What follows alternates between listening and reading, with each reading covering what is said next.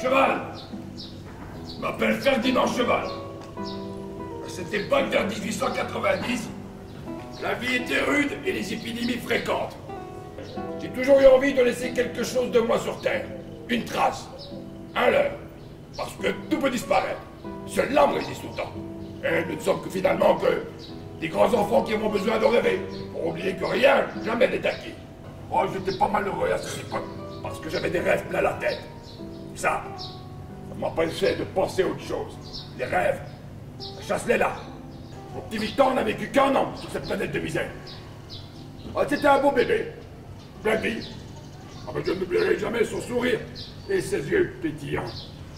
Et c'est à sa mort que ma tête a commencé à être envahie par ce rêve fou constitué de ce palais des mille et une nuits, grouillant d'animaux bizarres et de végétaux venus d'ailleurs. Les hommes sont pareils à des fourmis qui grouillent, s'entremêlent, se grimpent dessus et s'écrabouillent.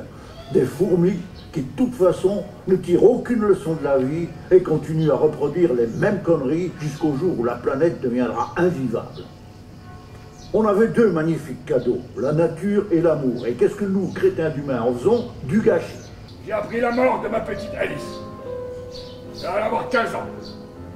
Son sourire me poursuivrait jusque dans ma tombe. Comme une déchirure qui ne se referait jamais. Lui construire un palais. Lorsque je leur répondais comme ça, ils me regardaient d'un air perplexe. Et bientôt le bruit serait grandi, que le facteur cheval avait une araignée dans le plafond. Si la nature veut faire la sculpture, eh bien moi je ferai la maçonnerie et l'architecture.